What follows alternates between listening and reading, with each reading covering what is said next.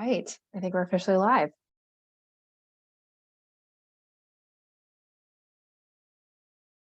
So wait, Jill, you have a fly to catch? I need to hear more about this part.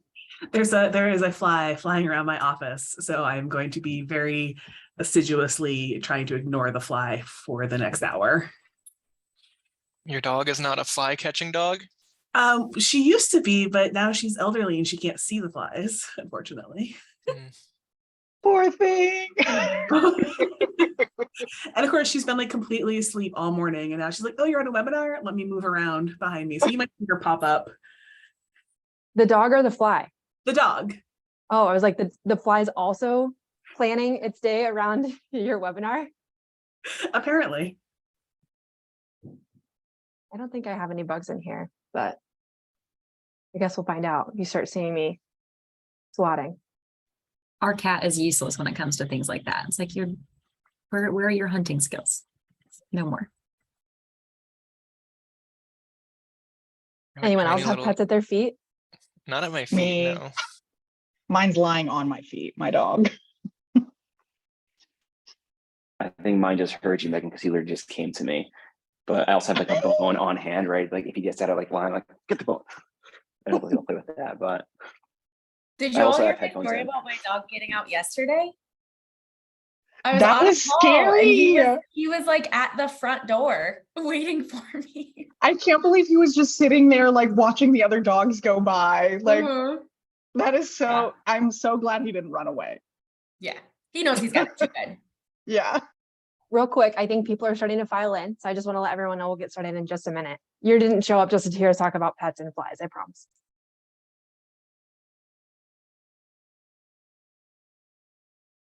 Although we could probably make that interesting if we wanted to. Definitely. There's already so many people. Wow. Lindsay, if you're looking for a group to discourage you from getting another dog from the shelter, you've picked the wrong webinar.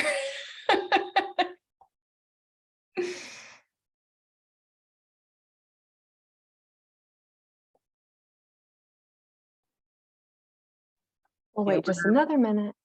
We're all big fans of pets making guest appearances on all Zoom meetings. No Zoom is complete without a dog or cat, I think. Thanks to Tom, I've had a partner who has specifically requested my dog's presence because Tom spoiled them in meetings with dog appearances. So thanks, Tom. In my defense, I just got my puppy at the time when I just had like this startup call, and like he was going at my ankles while I was on the call with them. I'm like, I'm not in pain, I promise. But then he like ripped out a monitor and they're like, oh, let me see the dog. I'm like, okay, fine. So it's great. I was on a call one time where I was afraid. My dog was like laying, she always lays on my feet, and she was sleep barking, like having a dream and barking in her sleep. And I was like, I'm so sorry. My dog is barking in her sleep, and I'm sorry if you can hear it. And then right then she woke up. And I was everybody on the call was like, let us see the dog. Obviously, I was like, oh, okay, great. I'm glad you had this reaction.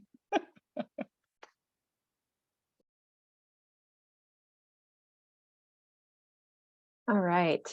I think we're probably in a place we can go ahead and get started. I just threw in the chat. Feel free to let us know where you're tuning in from. We'd love to hear where folks are today. I'm going to go ahead and share my screen and get us started.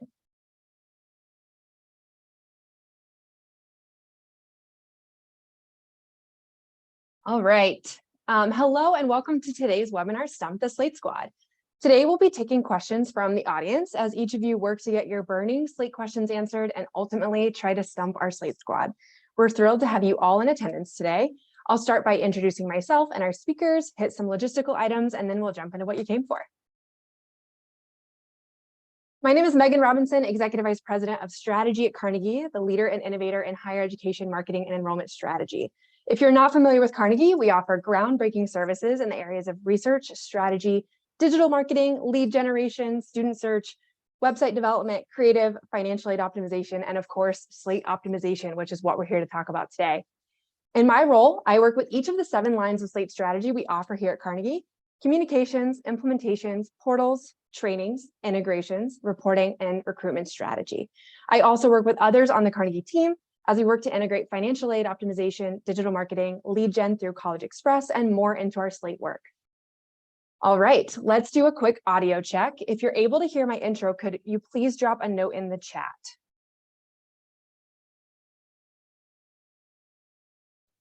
Megan, I think they could hear, but I think there was a problem with the chat. Oh, perfect. Not perfect that there's an issue, but perfect that you know that that's what's happening. Okay, but if we can hear, I think we should be good to keep moving.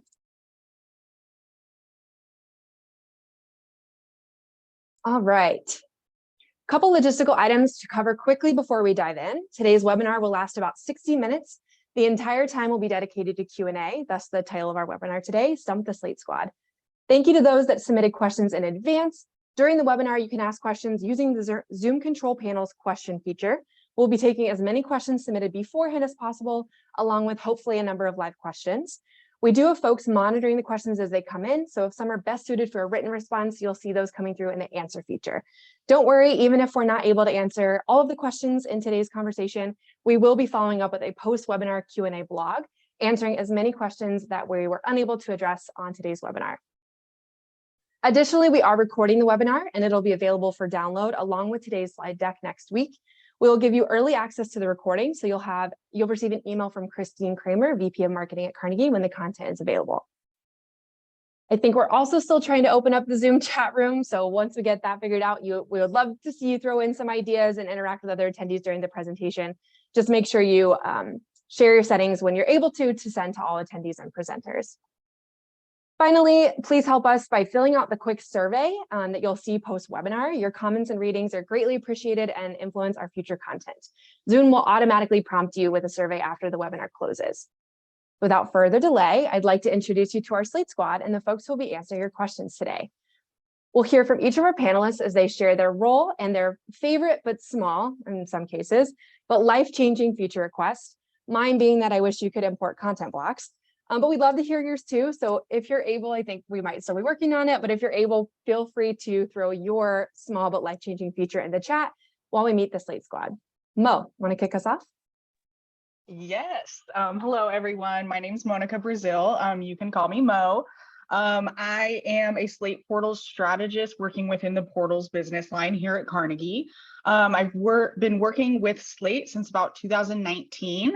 And my wish list Slate thing that would change my life is being able to multi-select filters in for content blocks and widgets to activate or inactivate or activate or delete when working in portals.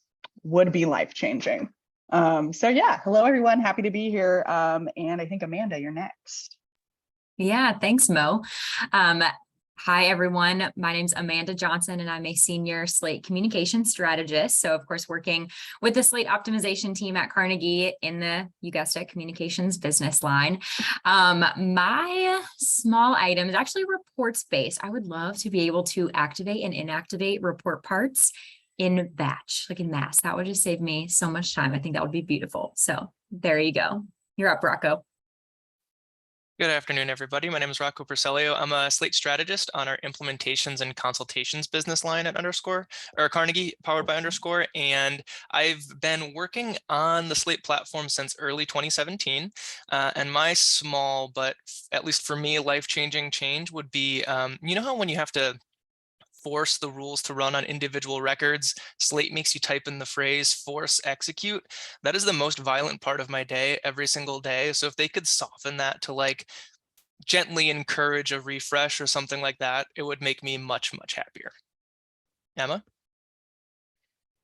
That's a great one, Rocco. Hi, everyone. My name is Emma Hayek. I'm a senior Slate implementation strategist. I work on implementations and consultations. I've been working in Slate for about 7 years. I missed the memo that it was supposed to be a small request, so mine's super greedy. I want to be able to use rules to populate entities, so I don't think that counts as a small wish list item at all. Tom, I'll pass it to you. Hello, my name is Tom Muscarello. I am a Slate Portal strategist and software engineer. I've been with Carnegie, or I've been working with Slate for about a year. And I would say my big wish list item would be more so in the actual text editor aspect of when creating content blocks, just for more of like a prettier connectors, because sometimes when you're working with different divs and scripts, it can always kind of like blur together. So kind of being able to connect the two better, or see where you're starting and where you're ending. And I will pass it on over to Dylan. Hi, everyone. My name is Dylan Schechtel. I am also a Slate portal strategist working in the portals business line. I've been a Slate user for about 3 years, and the item at the top of my Slate wish list would be the ability to resize the dialog boxes that come up when you're building queries and editing messages and content blocks. I always feel like I'm squinting at the screen, and expanding those windows would just make it so much easier on my eyes. Yeah, I will pass it over to Jill. Thanks. I'm Jill Huntsberger. I am a Slate implementation strategist on the implementation and consultation team. I have been working in Slate since 2017. And my wish list item is I want to be able to start a quick query with 1 click, because apparently 2 clicks is too many for me. But if you add up those clicks since 2017, that's a lot of time of my life. So I want 1 click quick queries. And I'll pass it to Nick. Hi, everybody. Nick Porcella, Slate communications strategist on the communications side of things, just like Amanda. I have actually been in Slate since my sophomore year of college, so circa 2012. This makes it 10 years, which is amazing. And excited to be here. Thank you all. So I'll pass it back to Megan. All right, thanks everyone. And now let's get into it. We are going to try to stump the Slate squad. So I'm actually going to unshare so you can see the whole group here and start with our first question. So our first question is submitted by Columbia Business School. What are the steps involved to move from rolling admissions to rounds? Who wants to try that one? I love that we are starting off with periods and rounds. Let's like dive deep already, y'all. So I think the crux of this one is going from rolling admissions to periods and rounds, and kind of thinking about your business processes from that perspective. You'll want to define like, what is your application cycle? When is that key date that you're saying the past cycle is ending, we're starting a new cycle, and have that define what your application period is. And for a lot of the partner schools we work with, that's usually when you start accepting applications for the following fall semester. So something like August 1, 2022 is when you start the period that you will accept applications for fall 2023 in. And so define your period as August to August. So that's your active cycle, your active period, and then create a historic application period as well to move all of those applications that were previously rolling that are not for the current application cycle, move those into your historic application period. Then you'll need to define your rounds. Keep your rounds simple. Really focus on creating only enough rounds to accommodate the truly different application experiences. So undergrad versus grad maybe could be 2 rounds, but we probably would advise against early action versus regular decision, or freshman versus transfer, domestic versus international. Keep those all in the same rounds. Keep it simple. So create your rounds. And then do yourself a favor and make like a little annual spreadsheet to keep track of it. So you don't have to ask yourself the question every year, wait, which period does summer 23 go in? Is it part of last academic year or this academic year? And put that rollover date on there so you can look ahead and be like, oh wait, August 1st is a Sunday next year. We don't want anyone to work on Sunday. Let's make it August 2nd for this year. Things like that. Put together that spreadsheet and have it shared. And then, thinking about if your general business practices are continuing to be rolling, then you'll want to think about those kind of crossover terms. So like if you're starting to accept fall 23 in August, you're probably still accepting spring applications as well, because you've got 5 more months until that January term starts. So it's okay to have one application term be part of 2 different application cycles. You'll still want to keep one application period active only, and just make it easier for folks, your students that are going in to find the right round to apply for. So just when you get to that, that changeover date, August 1, just move all those currently active applications on the periods and rounds that you're closing, just move them forward to the next round. And that way you're just keeping the one live application period and round. I could talk about this a lot more, and so to keep my answers brief. So I'm going to stop with that. Thanks. No, that's super helpful. On to our next question. Can you address best practices for creating rubrics in Slate Reader using forms? Who wants to take this one? I will gladly jump on this one. Workflows and readers is like my favorite thing to work on in Slate, especially since the new workflow tool came out. So I'm going to start with a brief request from everyone on this webinar right now. Please switch over to the new workflow editor because it is phenomenal and I would say fun, and some people would make fun of me for that, but that's okay. But specifically for rubrics, rubrics are great because they provide standardization of the way that you're scoring students, especially within application review. That's really important for equity within the review process. So best practices normally extend to creating consistent scoring metrics that you can use with distinct export values on a form that you can then calculate totals if you're using a numeric scoring system or averages across those values within your form. But the most important part is to create those unique export keys on each of those field values on your form so you can report on them outside of that form itself. But also, rather than making those maybe application fields or something like that, allows for multiple submissions of that review form. So if you have a committee that is submitting multiple rubrics, you have multiple instances that you can reference for each of those rubric submissions rather than just static values that can only exist once on an application. So consider limiting those export keys just to form field values as well. That would be a big tip there. I would also definitely recommend including hideable conditional instruction boxes on those forms. And what I mean by that is if you have a 1 through 5 scale for a rubric, try to identify what does a 1 look like? What does a 2 look like? What is a 3? And define those terms for your readers. Again, in the interest of equity, we want everyone to be able to understand what a 1, a 2, a 3 to a 5 actually means in the context of your reader system. But I want to emphasize, make those hideable so that when you're looking at your reader review form on that right-hand side in that little box, it's not like scrolling forever to answer every single one of those responses. So make those hideable. You can do that with a couple of different, there's a pop-up option, which the knowledge base references, or just with checkboxes as well. So consistency, export keys, instruction boxes, those are definitely going to be the 3 biggest recommendations for optimizing an equitable scoring system. Thanks, Rocco.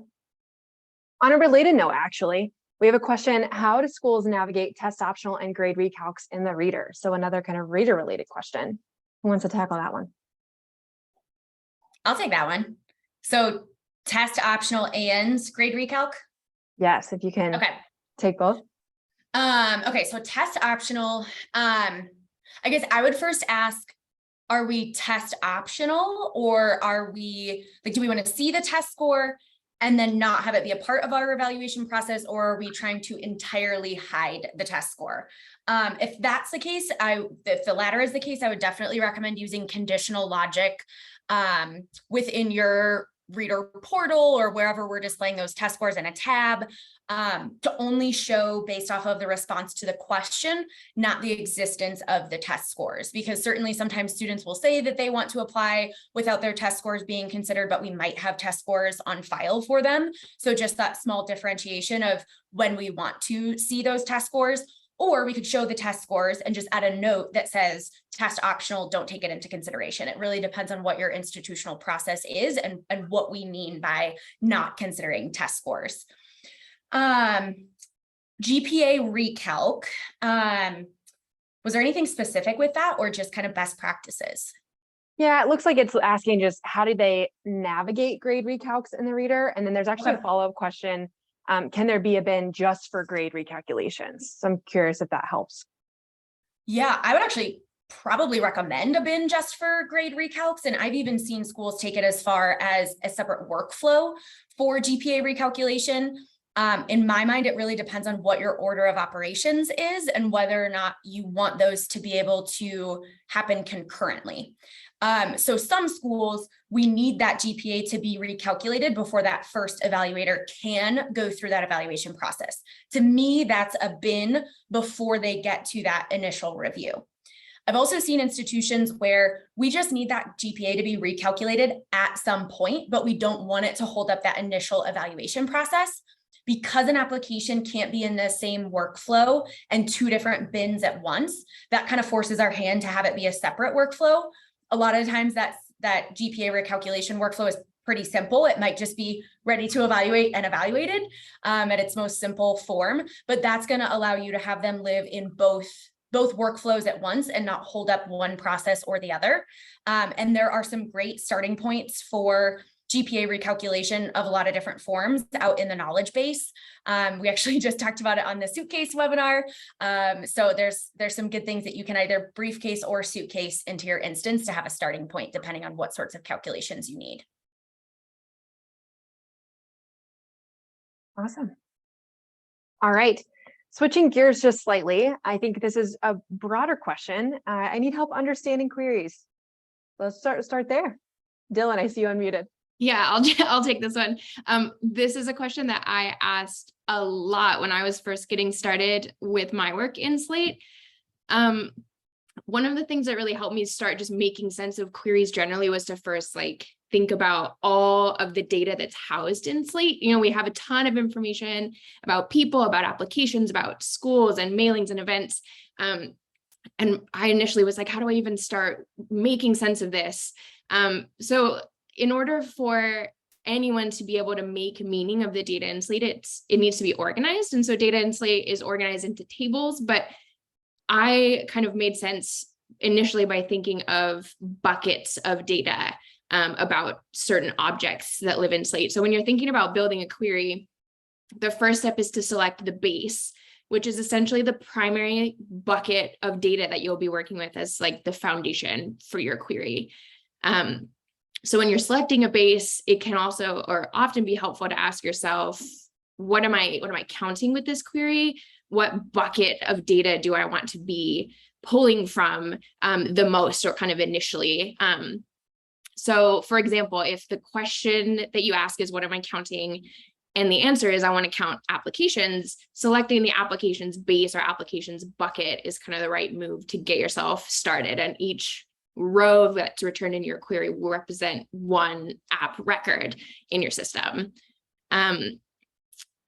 Then you move on to adding your filters and exports. You will initially have access to filters and exports that are related to the data in the bucket that you've chosen. So your person bucket would be person related data points, right? So date of birth or first and last name, that type of thing. And your exports are going to be different kind of traits or details about each kind of element in your bucket, each person in your bucket, each app in your bucket. Let's see. Yeah, so that's kind of the basic approach that I would recommend in taking when just conceptualizing, how are you building a query? What does it mean to build a query? Picking a bucket doesn't necessarily limit you to just the filters and exports that are related to the data in that bucket. So that's where you would kind of lean on configurable joins queries. So if you needed, your person bucket was where you were starting with, but you wanted to pull in data from the applications bucket, that's when you would join from the person's base to the applications base. And we know that we can make that join because people are related to applications, and that one person can have one or more applications or kind of be connected to multiple app records. One really cool tool that is useful when kind of getting started with configurable joins, and we could talk about configurable joins for an hour at least, but I don't want to do that. But I will just mention that the query library is a fun tool that can kind of streamline your experience when working with configurable joins. And I know that Emma is a big fan of this tool, so I might pass it to her just to see if she has anything else she wants to say about that. Did you see me unmute? You were like, yeah, I heard query library and she unmuted. She can't control herself.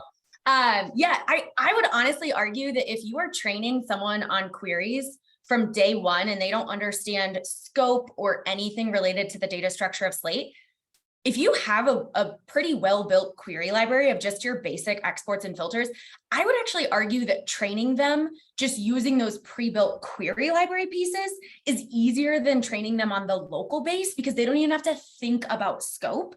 And you can use plain English to say, has attended an on-campus event, without them needing to understand folder structure or templates or the registration statuses. Like, it's just a pre-built plug and play. So while it does take the legwork of someone who understands your data structure, configurable joints to get those built, I honestly think, like, step one, build out your query library. Step two, train your kind of very novice Slate users on how to build out a query. I actually think configurable joints query library is easier for training.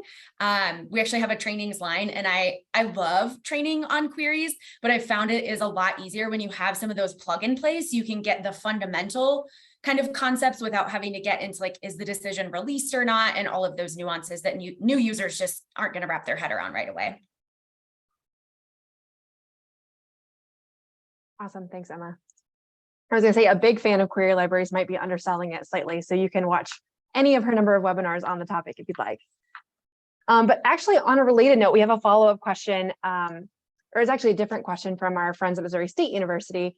I want to be able to query a list of verified ACT or SAT scores that have been manually added by a staff member. I only want to query scores that were manually added and not have any scores from uploads in my query. Who wants to take that one? Yeah, this is like the opposite of a plug and play simple query. This is getting into some like query hijinks. I love this. So first of all, I think this is something that would be so much easier if we had the ability to query on the audit log. And that should have been my actual wish list item, is the ability to query on the audit log. So much so that I'm going to ask all 145 of you to upvote this feature request, so maybe we can actually get it to happen. We'll put the link to that in the chat. But as kind of a workaround that is a little imperfect, but a place to start, you can leverage the fact that every time you do a data import, you are generating an interaction on that student record. And that interaction has the interaction code of source, and it has the subject line, which is the name of the file that was imported. So you could do a query where you're looking for records where a test score, a verified test score exists, but where that source interaction code with a partial subject line that matches the part of the file name that's always consistent, where that interaction code does not exist, and find those students that have a verified score but no source import, and those would be ones that are presumably entered manually. Couple holes in this already that I'm thinking of. One, if you have your data import set to hide those source interactions, you can't do that. But we generally say, like, don't hide your source interactions. They're one of your like #1 diagnostic tools for when things are going wrong. So always, unless you're doing like an import every 20 minutes, just show those source interactions on your timeline. The other thing I'm already thinking of then is if a student has 2 test scores, one was entered manually, one was imported, I guess maybe you could compare the count of both, the count of interactions and the count of test scores, going down a configurable joints rabbit hole here right now. But I think, but in general, just being able to query those source interactions is a workaround we use a ton when trying to look for imported data and find things like that, in lieu of querying the audit log, querying those source interactions. Thanks, Jill. Switching gears a little bit and kind of starting with a big question before we go into a couple of communications questions, just best strategies for managing communications, what populations are, what they're receiving, when they receive them. I know that's a big one. Curious if any of our comms friends want to take that one. Please, yes. Comms, wonderful. Here we go. Okay. So really, strategy-wise, the first thing that I always talk to partners about is requiring yourself to do cycle prep and refresh. So it sounds kind of daunting. Most of the time for, undergrad classes, it's done in the summer and you're busy with other things trying to get that class in. But if you have that bandwidth, require yourself to do that refresh. Take a look at your content, your links, your rules, your forms that are associated with campaigns, and make sure to refresh those items for the following cycle. And then just management in between that and figuring out when things are sending. Step back and think about the life cycle of the student. So how long does a student stay at a particular stage? Do you have anything, any areas of the funnel where students are kind of stagnant at a stage? Do you make acceptances and then they're there for a long time before they're able to deposit. You may want to run a longer yield campaign in that regard. So I think just kind of going through those questions for each stage of that funnel is important to figure out what your process is, because then you can build population rules that coordinate with those particular stages of the funnel, and then utilize drip campaigns. Use that population timestamp days filter and put days on all of your campaigns so that you can understand when the majority of students are receiving those communications. Once they apply, are they receiving a campaign to complete their application or send in material? So I think just stepping back and looking at the entire life cycle for a communication of a student from prospect to deposit is really important, because it's really going to show you where some of those gaps are. And then just tying to that, don't downplay the use of ad hoc or responsive emails within drip campaigns. I think that those things are really important. So drip campaigns, yes, we live by them, but you also know that there's a time of year for maybe a hard push to apply or an event deadline that's coming up, something like that. So yes, use drip campaigns, but of course, always feel like you can throw in an ad hoc mailing to account for something.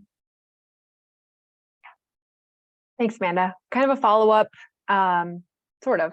Any way that we can resend an email, the recipient emails could be separated so we don't get this message when we try to resend. And that error that was sent over was, this message contains an invalidly formatted email address. It looks like the person submitting the question says they have to go back to the registration and cut and paste emails to make that work. Thoughts on that one? Okay, so I have one thing, but curious if anyone else on here knows. So I personally haven't seen that error that says that, but what that maybe tells me is that so I suggest checking your data type for the email field on that particular form. Sometimes that can cause issues, but in the realm of deliver, I know that something Nick and I see a lot is that if you're copying a mailing during that refresh, that cycle prep that I just mentioned, sometimes those links or different things can get broken when you copy that mailing over, and you kind of have to re-add those. So just a thought there, but don't know if anyone else has seen that error before. The data type piece makes a lot of sense. I could see that being the solution. In the same vein as deliver, a question from Purdue University Northwest, how can we create emails that deliver consistently across all platforms and providers? Thoughts on that one? Oh, pick me. Dylan and I were just talking about this couple.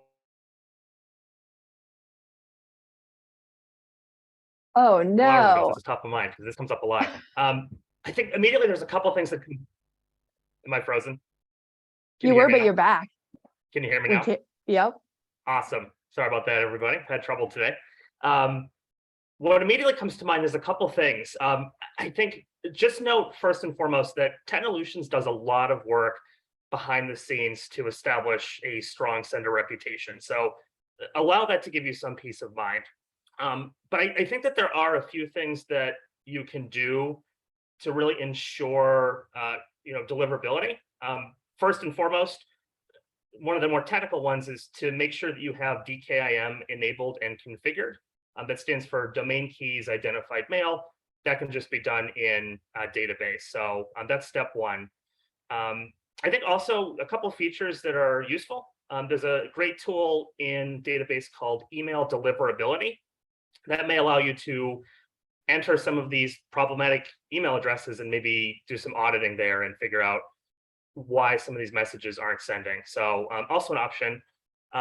Another thing, utilize message groups. So I think this is an underutilized tool, but it really allows you to, I guess, what I would call prevent total opt-outs.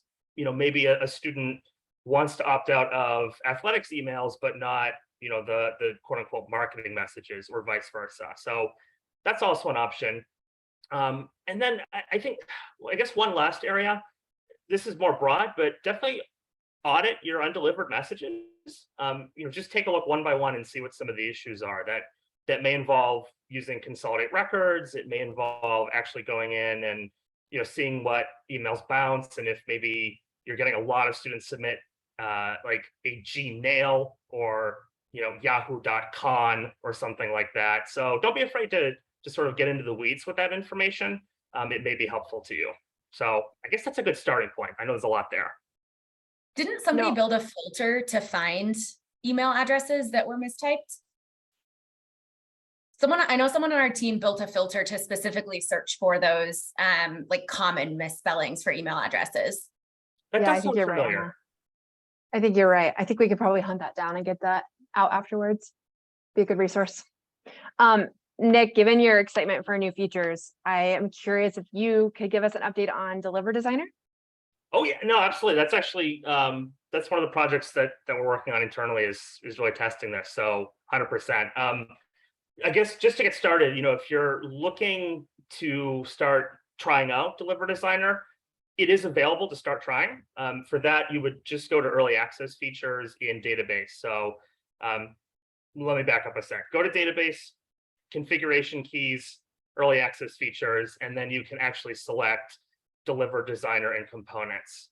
One caveat though is just be sure you're ready to actually activate these things when you go to do so. I don't think it matters as much for Deliver Designer, but a lot of my friends here have noted that's become an issue with Suitcase, so you can't unactivate it. So just keep that in mind. I would say for Deliver Designer, a couple notes that we've seen from our work so far. It has a little bit of work to be done to make it fully usable. I'm not fully in love with it yet.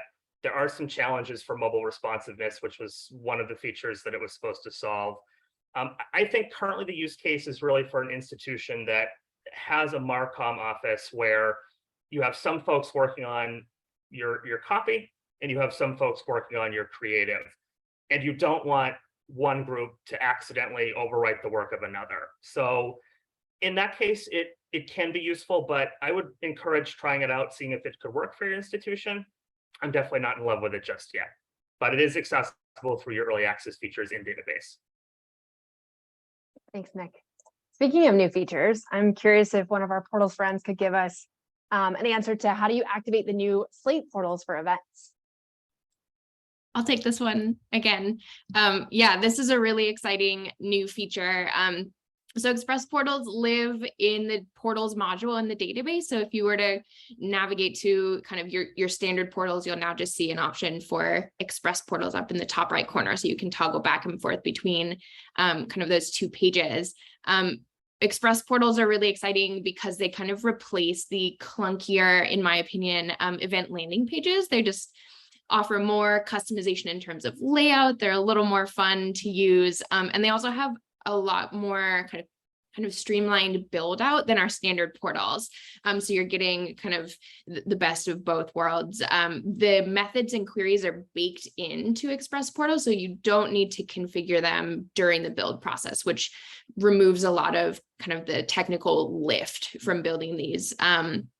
One of the big advantages of Express portals is that they can be configured to more granularly kind of define the populations of students that can access them. So if you have an Express portal that's hosting registration for your admitted student events, you can configure that portal to have application security and decision filters so that only your admitted students are able to access registration through that portal. If an inquiry or someone who hadn't been admitted or someone who'd applied to a previous round tried to access the portal, they wouldn't be able to get in, they'd be locked out.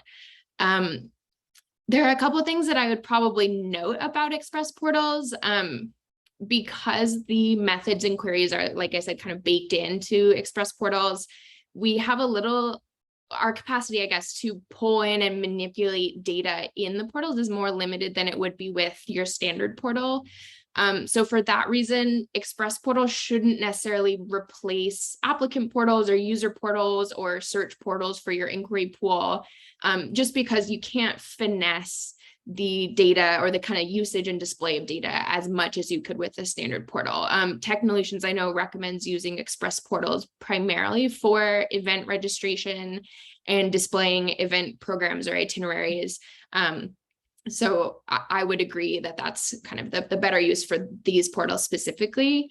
I also know that a couple members of our team have noticed when you copy an Express portal, any views that have been copied over are now uneditable. And I fingers crossed that this is just a bug that will hopefully be smoothed out soon. But if you're working with express portals right now and you're copying them, you may run into that kind of issue. So I guess that's more of just a heads up. Let's see. I know that you do still have access to the generate portal button on existing event landing pages. If you were to use that button, I know that it will convert your landing page to a standard portal with methods and queries. So I wouldn't necessarily recommend using that button if you want to take advantage of the simplicity of an express portal. I would just recommend switching or basically building an express portal from scratch and then copying over any content that you want to preserve from a landing page. Yeah, very exciting. Well, and on a related note, I'm kind of keeping an eye on the questions that are coming through that are not getting a written response, because I think we're going to flag a couple to answer live. One that was submitted, and sorry if I missed this if you're addressing it, but I'm just going to read it out loud if there's anything you want to add. Can express portals be used for prospective students before they are applicants to provide direct access to program of interest info, requirements, and other resources needed in the decision-making process leading to application? So I think you touched on a lot of that there, but is there anything that you would add? I mean, I think from a technical perspective, probably you could accomplish that goal using an express portal, but I don't know if I would recommend it, again, because we don't have access to the portal queries in express portals. So I think if you were especially wanting to provide your inquiry pool with such targeted or specific information and material during their search process, an express portal might just limit your ability to really do that and to customize the view for your inquiries. So I think, yeah, while it's technically probably possible, I'm not sure that the portals kind of gal in me would recommend that route. Yeah, I think that makes sense. In the same vein, actually, we got a question, and this was a follow-up from University of Montana. Can you brand your own Slate app for each event? So going back to the app that we used for Slate Summit, can you brand that per event? Mo, I see you've unmuted there. Oh. Of course, my dog decides to bark as soon as I unmute myself, so apologies. I also have a hound dog, so she has a bit of a hound dog bark, so apologies. But in regards to the app, and there actually isn't any current documentation from Technolutions in regards to the app as it would be used for other than like for things like Slate Summit. And using it as a user, as a mobile application, not for this use case. So we're not quite sure how branding is going to look quite yet in that realm. Of course, I could speak about general branding in your Slate instance, utilizing the branding editor to pull in your CSS and HTML files to standardize your branding across your instance there. You also can implement custom CSS on, of course, your forms and portals if you are wanting to customize per a certain event and differentiate from your overall branding in your instance. And like I said, of course, you can do that with the custom CSS. But from what it looks like with the app and how it was used at the Slate Summit, it really like branding for the events in this case, it might look like just something like providing maybe one or two colors that could populate like the colors of buttons and things like that. And then having some sort of header image across the application for the event. That's what it looks like it could be. But again, we don't have any documentation to reference at the moment. So kind of remains to be seen until they are release that documentation. Thanks, Mel. Next question. Any way that all data can be transferred from the original registration when we reschedule to another date? Who wants to try that one? I'm assuming this is form fields that aren't coming over, like guests and any allergies, those sorts of things. I know there's a feedback request for it. Outside of us shamelessly plugging that and having folks upvote it. My only thought is that there might be hope for that in the future, since with suitcase form fields come over and form field conditions, that might be overlapping functionality. There hasn't been anything published that says, because one is coming, the other might be, but In my mind, they are similar functionality. So potentially that feature request might get a little bit more traction, but unfortunately right now, no, there is not a link between those form fields when rescheduling. Thanks. Next question. How can I automatically send a mailing to someone who completes an online inquiry form? Sure, I can jump in on that one. If it's an online form, I'm guessing it's one of two options. One, it's a Slate form that you've linked somewhere or embedded in some fashion, which if you're using a Slate form, luckily Slate makes it very easy for you. In the edit screen for the form, before you actually get into your field values, there's an edit communications feature, which allows you to send out communications automatically upon submission, just like with events. There's even conditions, so you can have responsive confirmation emails depending on form values. So if you're using a Slate form, use that functionality. Option 2, I can think if you're running maybe a digital campaign and you're using some other type of inquiry form platform, if that's the case, I'm going to assume that you have a source format bringing those students back in. And so I know Jill mentioned source interactions earlier. There you go. You can build a query, associate it to an ongoing mailing, and then just have that running in the background, constantly scraping for those interactions. So if you're in either of those two camps, those are two solutions for you. Thanks, Rocco. How do we get sent an email notification when we receive a material? Deliver only sends emails through limited time intervals. I'll take that one. I got excited and then I heard the caveat. So the only way around your deliver windows is when an action is taken, like a form submission. And that largely just has to do with processing power of Slate, like checking to see if something new has come in and then needing to send those communications. And the knowledge base article talks specifically about the timeframes that were strategically chosen to avoid decision release and all of that. An email every time a material comes in seems, depending on your volume, like a lot.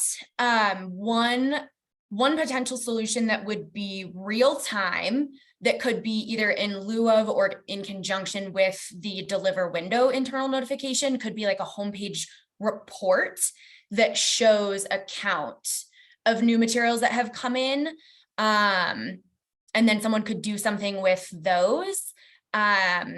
But because it's not a form submission, unless there is somehow a form submission associated, like if it's a form with material uploader or something, if it's just always that the material came in, I think it would have to rely on that delivery window unless anyone else has any sneaky workarounds. But I think it's just a processing power issue. Yeah, unless you want to, I think maybe build out a reportal, which Tom, if we had more time, I'd totally let you talk about for a lot longer, but reports and portals. We have a dive deeper webinar through Technolutions in November on that if you're interested, but it does, I think, increase some of that processing power. So maybe that's something to consider. But speaking of reports and mailings, our next question from Northeastern University is there a way to build a report or something to see any mailing that does not have a query associated with it? Okay, I'll take this one because actually, thanks to one of our other Slate Squad members not on the call, I recognize that this join was available just like a little bit ago. So if you want to do this, really, you can just query on it. So you can build a query in configurable joins with a message mailing base. I'm like trying to picture what buttons I'm clicking here. And then you're going to subquery filter joining to recipient list. There's a join that says recipient list. And then you'll have an export that becomes available called list type, and you can use an aggregate of not exists. So that query is going to give you a list of mailings that don't have a query associated with them. But something that they did note to me was it is going to include form communications. So you may want to make sure that you're removing those in your filters. Super helpful. Kind of continuing on reports. Interested in two different types of reports. So we'll start with the first one, email performance, clicks, opens, etc., and then switching to the second, source tracking, where do prospects and inquiries and applicants come from? I'm going to try and take that one. And can you hear me with my camera off? Yeah. Nice. All right, cool. Your first answer to that question is don't install the Lenovo BIOS update today. But in terms of the reporting, this is one that you'll definitely want to go back and watch the recording. If you remember all this now, I'll buy you an ice cream. I would say first and foremost, build your report in configurable joins on the message base. You can do this in local, but there's going to be some disadvantages later. So start with configurable joins message base. Couple notes here. You want your global joins, you want 2 of them. One to be a message mailing of status. That will help you pick the current mailings that are running. And then you'll want a global join for message mailing folder. And that's where you can grab your folder for the particular campaign that you're running. So that's part 1. Part 2, your columns. So this can be whatever you want. We usually use total, number of opens, number of clicks, open rate, click rate. You can have anything you'd like though. Those are going to be based on status, where you'll have, status as opened, clicked, unique opens, opt-outs. So that really is something you can tailor to be whatever you'd want. Then your rate columns in that regard are just formulas. So you can divide the total number of opens by the total, divide the total number of clicks by the opens, etc. So that's part B, your columns. Part C is the easy one. That's just your rows for mailings.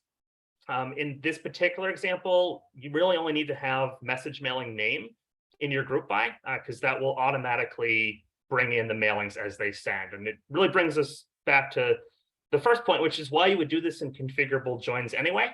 If you do it in CJ, they're going to load automatically for you as the mailings send. Whereas if you do it in local, fine and dandy, but you'll have to go in and manually add them along the way. So not the end of the world, but this is a time saver in the long run. So reports are fun. That was a 30-second explanation of something that can take a half hour. So we offer reporting packages, but I guess that's where to start. Who wants to take that part 2 of that question about tracking where students are coming from? We can tag team it, Rocco, if you have some additions. So part 2, I mean, this can be as simple or as complicated as you would like, but I think just starting, what I would say is first ensure that your origin sources and your origin groups are accurate and up to date. That's going to make what you're seeing in that report a whole lot better and cleaner. If you feel like those aren't quite up to date, you definitely can report on source format and interactions if you feel like you need to, but I think all of us would definitely suggest making sure those origin sources and groups are up to date. So you can make this really simple by just having columns that represent your funnel and then those formulas for conversions, and then rows that can be filtered by your origin first source. Very helpful. Rocco, do you have anything to add? That If was not, I'm going to throw you the perfectly next said. question. I was going to say that this means you get, at my institution, we're interested in utilizing interaction data in Slate more efficiently to inform us in predictive modeling. What are your recommendations for setting up effective reporting interactions? Oh, perfect. I wanted to talk about origin sources and here we are, right? It worked out great. So interaction data is interesting. I guess it's important to notice a distinction between standard delivered interactions like forms, which we already talked about a little bit, events, upload data set, anything that comes through in a source format. Those sources are going to show up on your interaction just by their existence. But then you have other interactions that you can customize with custom codes. So my recommendation there is think of it, we have an enrollment funnel, think about an interaction funnel, right? You want to have codes that correspond in meaningful ways, right? So you want to have parent codes, and subjects, which are the 3 easiest levels to kind of query and report on in terms of interaction codes that make sense. You want them to relate to each other so you can report on like interactions in meaningful ways. So if you have an interaction code that is referrals, and then you can have a subcode of alumni referral, athletic referral, staff referral, something like that, where you can aggregate out all of our referrals, the specific referrals, and then run the gamut of conversion reports on those interactions generally and specifically. So that would be one, but then tying back in our origin sources conversation, don't be afraid to make origin sources for multiple origin groups so you can track interactions at multiple stages of the funnel. A lot of our partners we work with have an initial source or a first source origin group, which is how did that student come into Slate in the first place? And in that origin group, as with all origin groups, Slate calculates the first interaction and the last interaction, or source, or however you set up your origin sources. If you make multiple origin groups, you get that first last calculation for all of the origin sources in that group.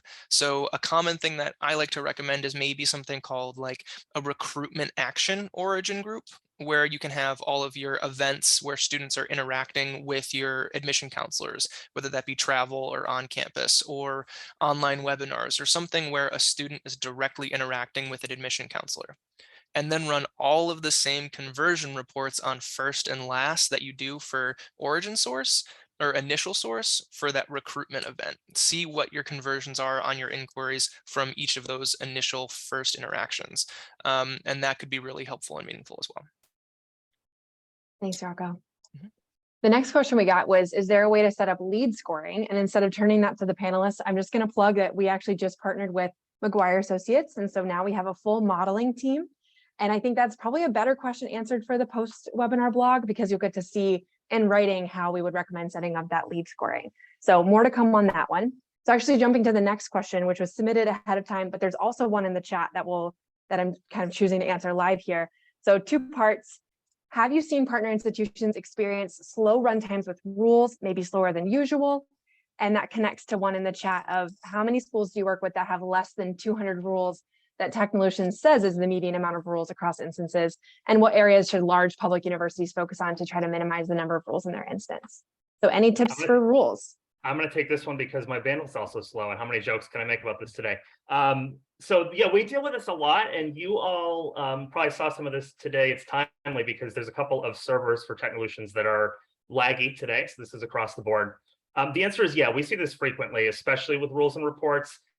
I think it's most true for any instance that's more than a few cycles old, and or ones that are just holding a large amount of data. A couple of quick things you can take a look at. Retention policies. Well, I guess that's not quick, but retention policies and portals help speed things up. I also recommend, there's a great tool in your rules. It's called Check Rules, great name. You can actually see what's timing out. So that might be a good resource to see. It'll actually color code it for you in black, orange, or red based on, if a rule is going to time out and how that impacts you. You can also add exclusivity groups and do nothing rules. So that's a couple of things, but I'll defer to my team if anybody else has any additions. But I think the answer is, yep, this is a common occurrence.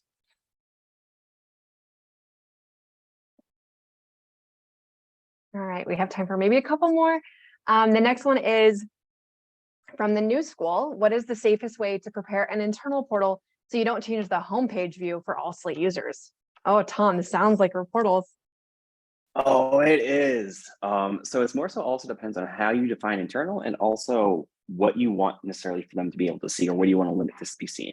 If you want, for example, your current staff to see only their territory, you will want to technically do a comparison query on the student's application that you're pulling in and just compare the staff assigned to the student with the user's GUID per se, or the GUID of the staff assigned with the user that is logged in SQUID. That way then Tom, who's your admissions counselor, is only seeing Tom's students. However, if you have someone that maybe necessarily is like a VP or someone who needs to see A, B, and C, then I would recommend doing more so of a unique filter on the static content block of if user's name is Tom, then just show the filter rather than just try and manipulate within the actual static block itself. Thanks, Tom. Okay, we have one more, and I know Mo, I can't let you off this call without your answer here. So tips on using tabs and portals.